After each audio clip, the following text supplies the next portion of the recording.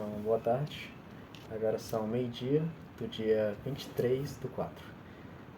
Hoje iremos ter uma aula sobre o Código de Processo Civil.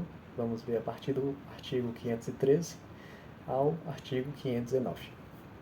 Vamos ver sobre o cumprimento de sentença. Então vamos lá. No artigo 513, ele já começa ali com como o devedor será intimado para o cumprimento de sentença. No parágrafo 2º do artigo 513, ele fala: pelo Diário da Justiça, por carta com aviso de recebimento, por meios eletrônicos e também por edital. O artigo 513 fala basicamente isso. Que também fala no seu parágrafo 1º que o cumprimento de sentença que reconhece o dever de pagar a quantia provisório ou definitivo, far-se-á requerimento do exequente.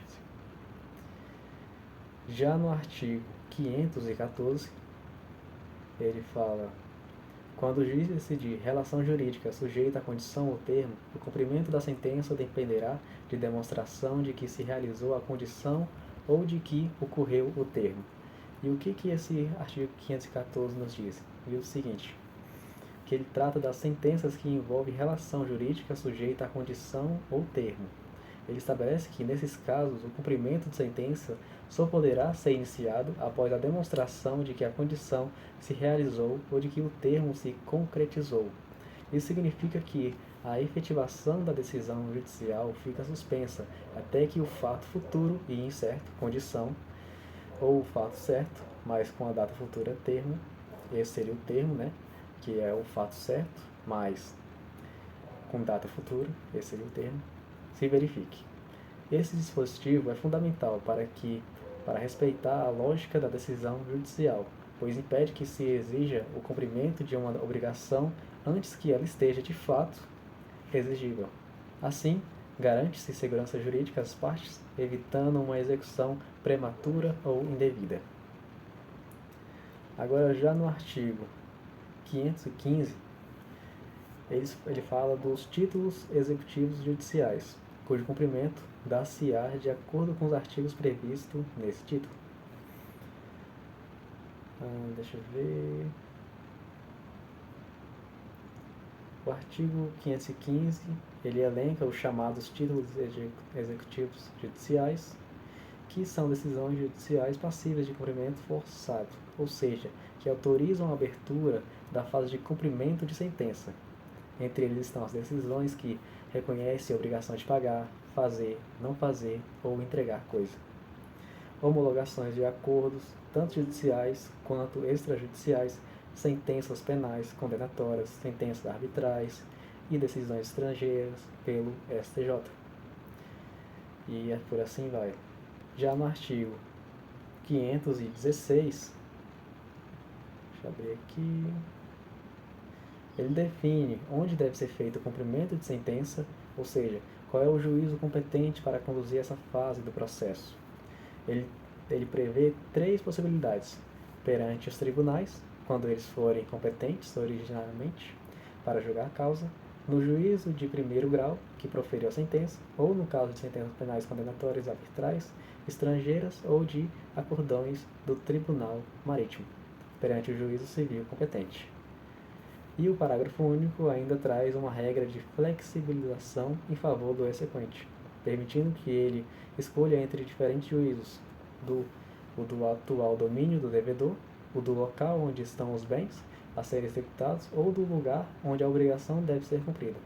Essa possibilidade de escolha facilita a efetivação do direito, tornando o cumprimento mais eficaz e menos oneroso para quem busca a satisfação do crédito reconhecido em juízo. Já no artigo 517, deixa eu abrir aqui, ele trata do protesto da decisão judicial transitada em julgado, como uma forma de pressionar o devedor ao cumprimento da obrigação. Após o prazo para o pagamento voluntário previsto no artigo 523, o exequente pode levar a decisão ao protesto nos moldes da lei de protesto de títulos para isso.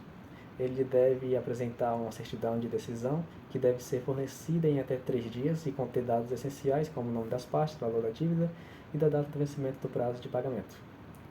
O artigo também protege os direitos do executado. Se ele propuser uma ação rescisória, pode pedir que isso conste à margem do protesto. E, caso quite a dívida, pode solicitar ao juízo o cancelamento do protesto. Assim, esse dispositivo confere ao credor um instrumento de cobrança com impacto direto no nome do e crédito do devedor,